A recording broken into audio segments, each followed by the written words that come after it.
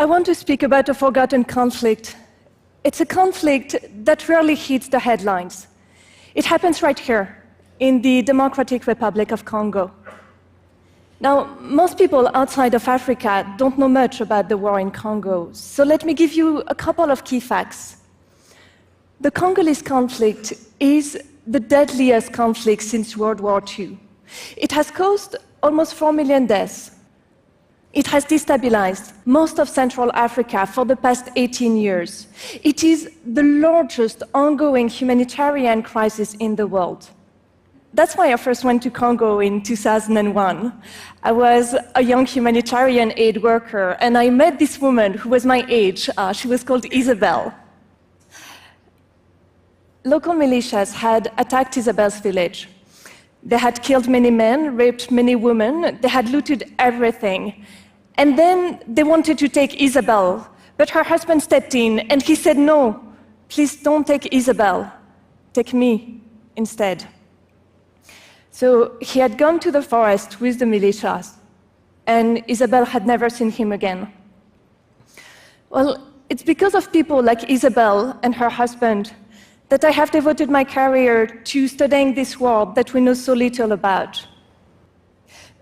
Although there is one story about Congo that you may have heard. It's a story about minerals and rape. Policy statements and media reports both usually focus on a primary cause of violence in Congo, the illegal exploitation and trafficking of natural resources, and on the main consequence, sexual abuse of women and girls as a weapon of war.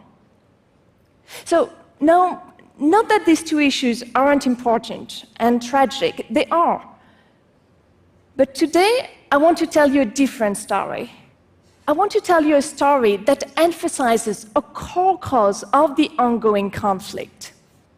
Violence in Congo is in large part driven by local bottom-up conflicts that international peace efforts have failed to help address.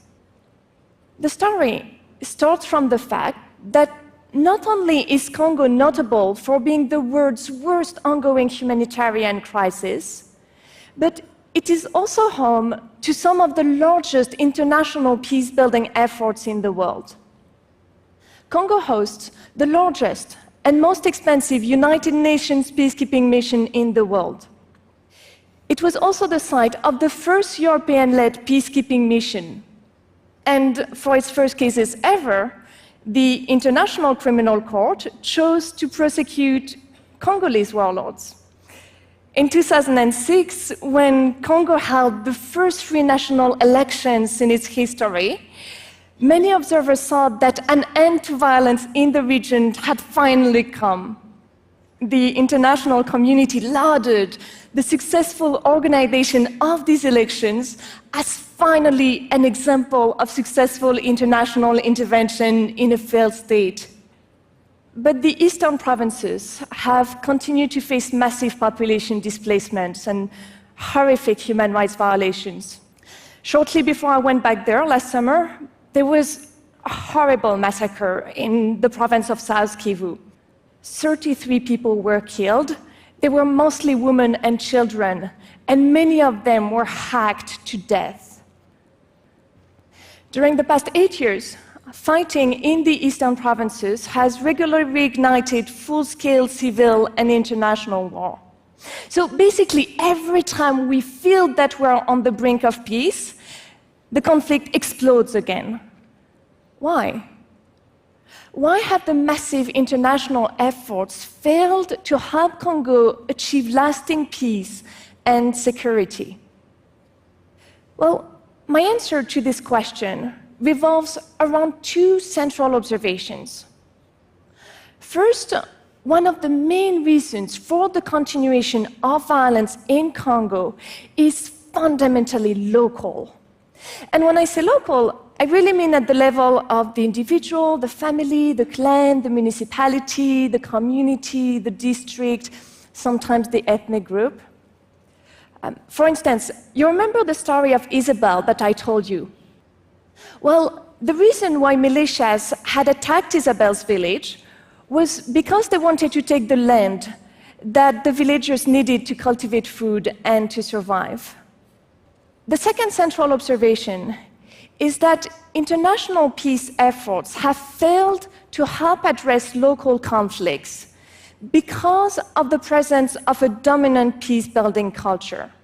So, what I mean is that Western and African diplomats, United Nations peacekeepers, donors, the staff of most non-governmental organizations that work with the resolution of conflict, they all share a specific way of seeing the world.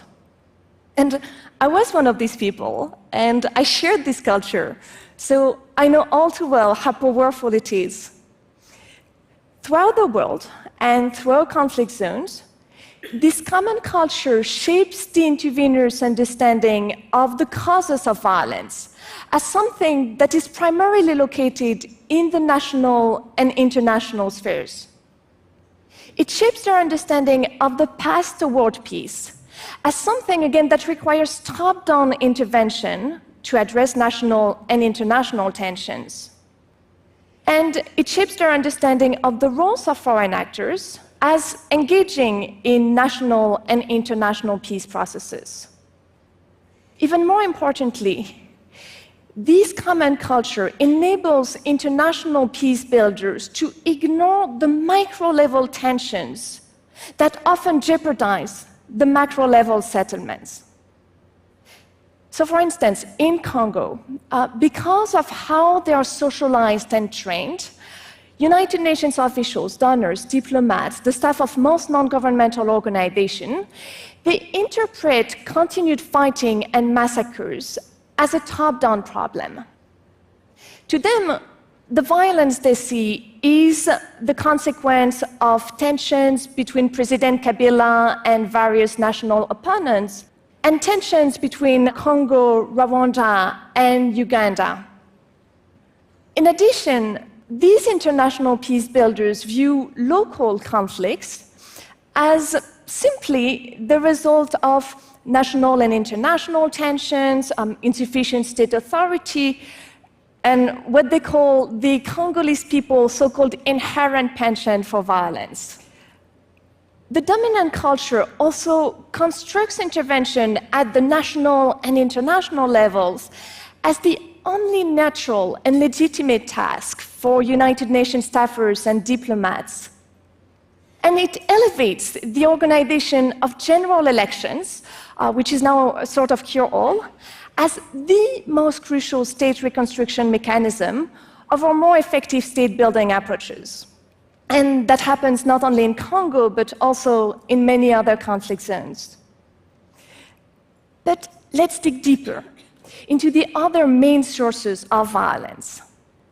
In Congo, continuing violence is motivated not only by the national and international causes, but also by long-standing bottom-up agendas, whose main instigators are villagers, traditional chiefs, community chiefs, or ethnic leaders.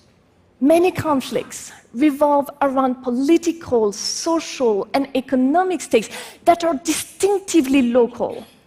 For instance, there is a lot of competition at the village or district level over who can be chief of village or chief of territory according to traditional law, and who can control the distribution of land and the exploitation of local mining sites.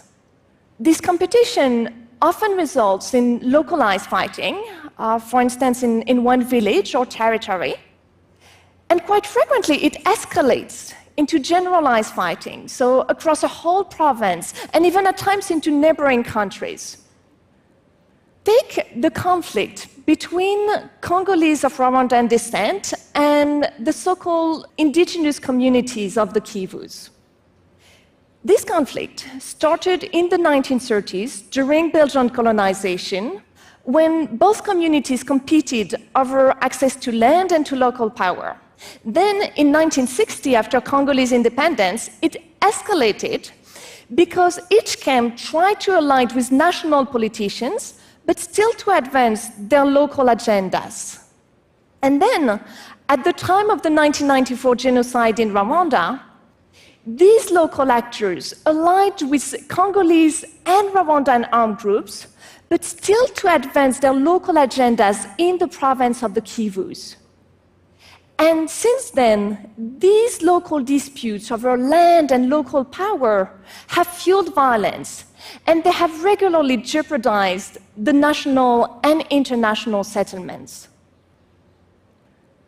So we can wonder why, in these circumstances, the international peace builders have failed to help implement local peace-building programs. And the answer is that international interveners deem the resolution of grassroots conflict an important, unfamiliar, and illegitimate task. The very idea of becoming involved at the local level clashes fundamentally with existing cultural norms, and it threatens key organizational interests. For instance, the very identity of the United Nations as this macro-level diplomatic organization would be upended if it were to refocus on local conflicts. And the result is that neither the internal resistance to the dominant ways of working nor the external shocks have managed to convince international actors that they should reevaluate their understanding of violence and intervention. And so far, there have been only very few exceptions. There have been exceptions, but only very few exceptions to this broad pattern. So to wrap up, the story I just told you is a story about how a dominant peace-building culture shapes the intervener's understanding of what the causes of violence are, how peace is made, and what interventions should accomplish. These understandings enable international peace builders to ignore the micro-level foundations that are so necessary for sustainable peace. The resulting inattention to local conflicts leads to inadequate peace building in the short term and potential war resumption in the long term. And what's fascinating is that this analysis helps us to better understand many cases of lasting conflict and international intervention failures in Africa and elsewhere. Local conflicts fuel violence in most war and post-war environments, from Afghanistan to Sudan to Timor-Leste. And in the rare cases where there have been comprehensive bottom-up peace-building initiatives, these attempts have been successful at making peace sustainable. One of the best examples is the contrast between the relatively peaceful situation in Somaliland, which benefited from sustained grassroots peace-building initiatives, and the violence prevalent in the rest of Somalia, where peace-building has been mostly top-down. And there are several other cases in which local grassroots conflict resolution has made a crucial difference. So, if we want international peace-building to work, in addition to any top-down intervention, conflicts must be resolved from the bottom up. And again, it's not that national and international tensions don't matter. They do. And it's not that national and international peace-building is unnecessary. It is. Instead, it is that both macro-level and micro-level peace-building are needed to make peace sustainable. And local non-governmental organizations, local authorities, and civil society representatives should be the main actors in the bottom-up process. So, of course, there are obstacles. Local actors often lack the funding and sometimes the logistical means and the technical capacity to implement effective local peace-building programs. So, international actors should expand the funding and support for local conflict resolution. As for Congo, what can be done? After 2 decades of conflict and the deaths of millions, it's clear that we need to change approach. Based on my field research, I believe that international and Congolese actors should pay more attention to the resolution of land conflict and the promotion of inter-community reconciliation. So, for instance, in the province of the Kivus, the Life and Peace Institute and its Congolese partners have set up inter-community forums to discuss the specifics of local conflicts over land. And these forums have found solutions to help manage the violence. That's the kind of program that is sorely needed throughout Eastern Congo. It's with programs like these that we can help people like Isabel and her husband.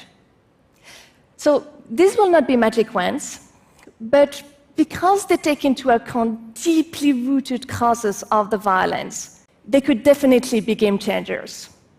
Thank you.